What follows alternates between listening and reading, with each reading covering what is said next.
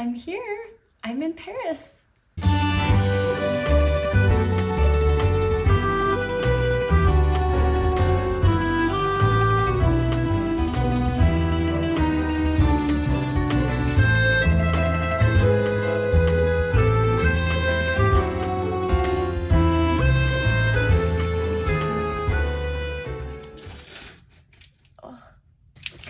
Bonjour and welcome to or back to my channel. I will be moving to Paris shortly and hello baby. And I still have to pack. Step one is cleaning up this absolute disaster of a mess that is my bedroom. A nightmare. Look at that. I love packing.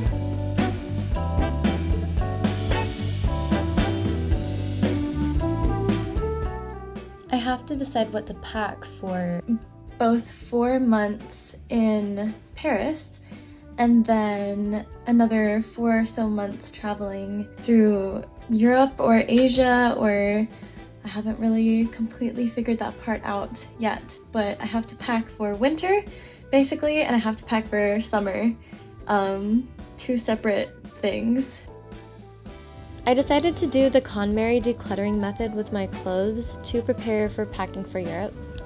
I accumulated a lot of clothes during college and haven't properly sorted through my clothes in years, plus everything is kind of in disarray because I just got back from my 2-month summer road trip. So I figured now is the perfect time to declutter my clothes, see what I have, maybe get rid of and donate some of them, and decide what's coming with me to Europe. I love doing the KonMari method for a couple of reasons. Number one, it's very ADHD friendly. Marie Kondo reaffirms the ADHD gospel rule of organization, which is to focus on making things easy to put away. Her decluttering method can help lend to a more minimalistic attitude, which is really helpful for ADHDers because the less you have to clean up, the less you have to organize, etc. The next thing is going through your clothes helps you know what you have in your wardrobe. With ADHD, it's out of sight, out of mind, and if you've got tons of clothes on top of other clothes, you'll never remember what's at the bottom of the pile. But also, just you fall in love with your wardrobe again, and you fall in love with all your clothes, and it's like you get to shop your own stuff without spending money, and it encourages you not to spend money. Anyway, I highly recommend the Marie Kondo method. Packing to stay in Paris, the fashion capital of the world, for so many months is really intimidating because most of the clothing that I wear, while extremely comfortable, is pretty ugly on a day-to-day basis. So now I'm hunting through all these clothes that I bought because they're cute, but I hardly ever wear them, and that is about to change. One of the things on my prepping for Paris to-do list is to finally upload my most recent summer road trip YouTube vlog, and it's been ready for like a week, but I have to actually go to the library to upload it because the Wi-Fi in my house is so shitty and I just don't want to leave the house. And so today I had to drop off my mom at the airport and I have other errands, and honestly getting out of the house is like 75% of the problem. So I'm finally posting that damn video, and I can clear up storage space in my phone and computer so that I can stop deleting all my apps in order to film more. We're going on a walk. Woohoo! She's so pissed at me. Leaving Cleopatra is by far the hardest part of leaving California. I wish that I could just tell her that I'm coming back and that we'll be together again, but obviously I don't speak cat. So every single second I have not been working, and I've been working a lot, I dedicate to spending with Cleopatra and making sure she knows she is loved and that even though I'm leaving, she can trust that I'm coming back. I'm gonna miss her so much.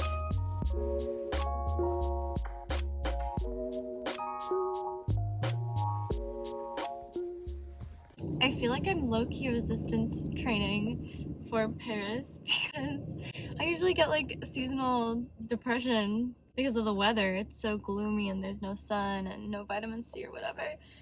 And this year I have I don't really know what I did differently. I feel like I've just not been thinking about the fact that it's winter and I have like things that I'm planning for, and so I'm like focused. My brain is like in the future and it's not here right now, which I'm not super mad about. But I haven't been depressed this winter, and that's good because the weather in Paris is gonna be just like this, if not much worse, pretty much the entire time I'm gonna be there.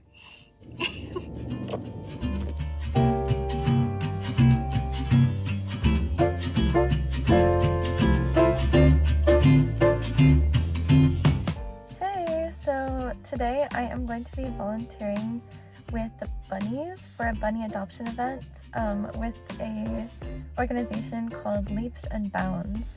So I've never volunteered with them before or for any adoption event, but I'm really looking forward to it. They said that most of it is just hanging out with the bunnies. I can do that. I've been working pretty much non-stop since I got my jobs, and I finally had my last day for both of them, so now in the week or so that I am waiting to head off for Paris, I can do volunteering stuff. So yeah, that's what I'm doing today.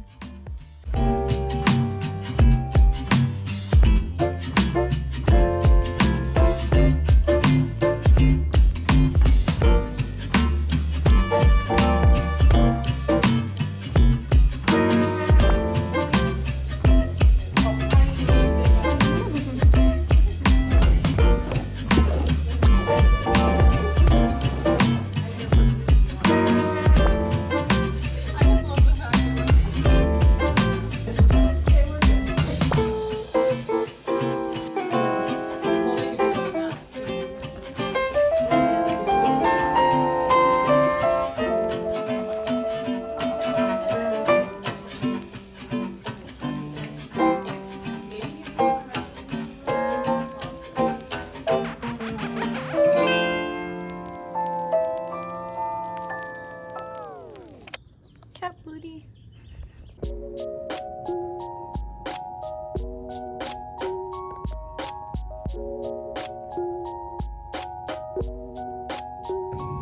Cleo.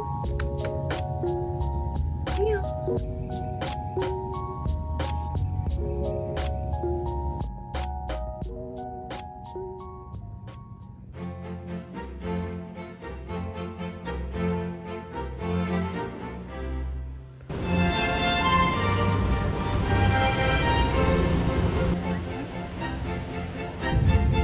La destination de Paris en...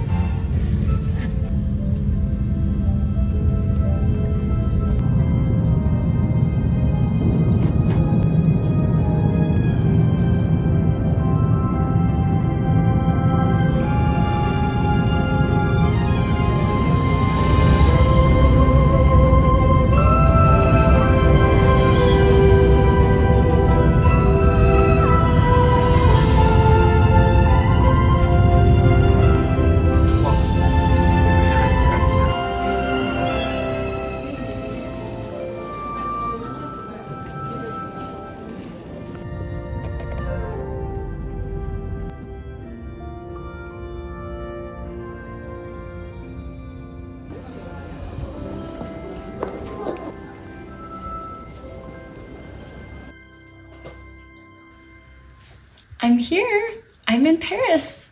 When I was 10, my parents took me to visit Paris, and I fell completely in love, as I'm sure all 10-year-olds do who visit here, and I always wanted to come back. So my plan for a really long time was to study abroad here during college, but then COVID happened and it just wasn't going to work out. So after I graduated from college, I found a language learning school, and now that's what I'm doing. I am doing a delayed study abroad language course here in Paris and just enjoying life here and romanticizing everything because I am living 10-year-old Nittany's dream.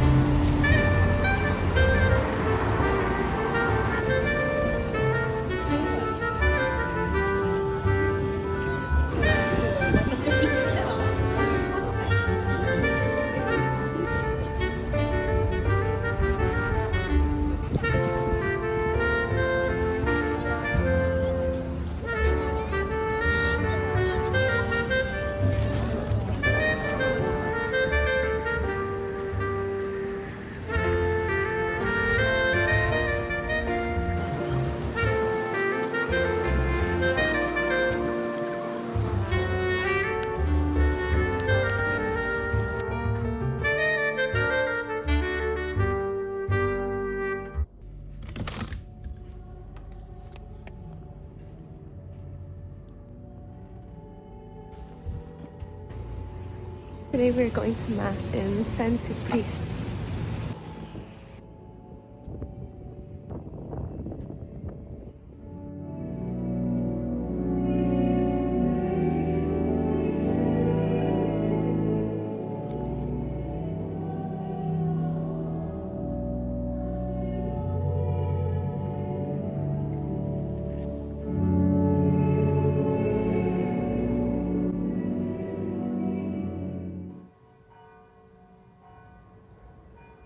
Today was my first day in classes, and I made a friend who happens to be living like down the street from me. And so we went out to some cafes and we bought our textbooks and all our supplies and stuff. And we had a nice time. It was a very long but really, really good day. And now I'm coming back home and I'm gonna take a really long nap.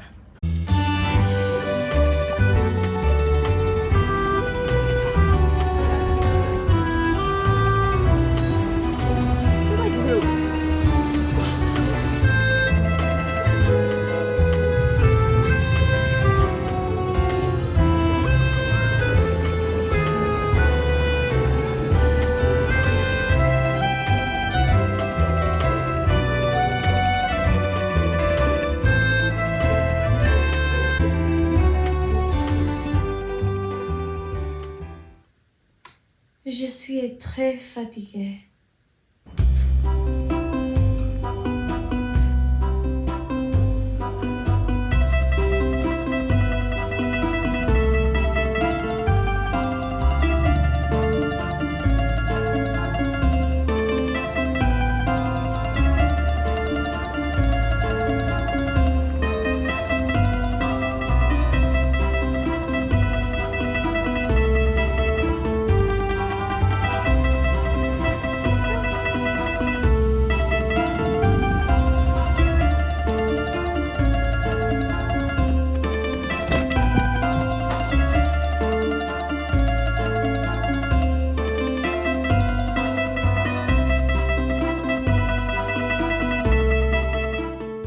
So today I went to class, I went by the Seine, and now I have to get the apartment ready because I'm having some girlfriends over for dinner. I'm gonna cook us pasta and we're just gonna have dinner, sip wine, and chat.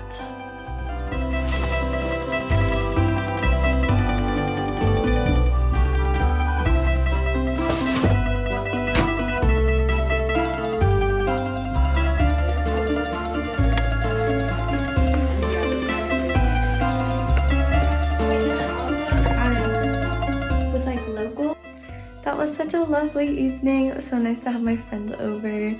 I cooked a little pasta dinner. We had wine and some cute little pastries, and yeah, and now we're going to bed at like 9 because we have to wake up so early to get to class.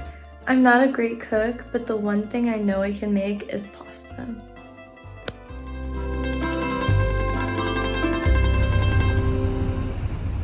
Today I'm headed for a manifestation or a protest for Palestine, except that the information I got for where to go was in French, so I ended up going to the wrong place at first.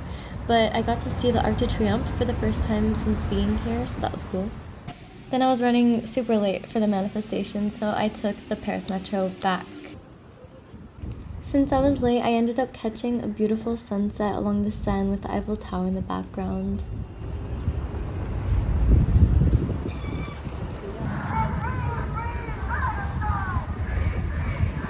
And eventually I did finally find the protest.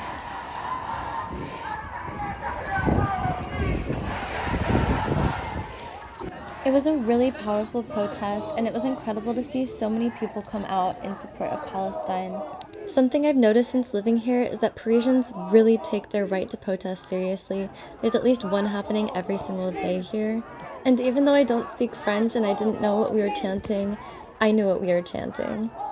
Plus, I learned French brands to boycott, including Carrefour, which is like the most common grocery store here in Paris.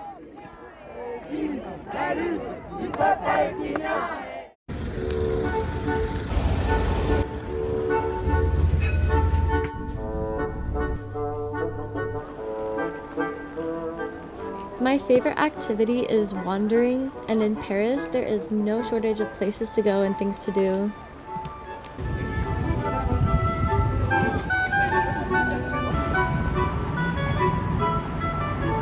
So today I'm visiting the Musée d'Orsay, which was actually free for me because I'm technically a student. And tomorrow, who knows? In just a few short weeks, I've already gotten to see and do so many cool things here in Paris, and there will never be a shortage of things to look forward to. A lot of people have told me they think Paris is overhyped, and I just can't agree with that, if only because it is so much easier to romanticize your life when you live somewhere this beautiful.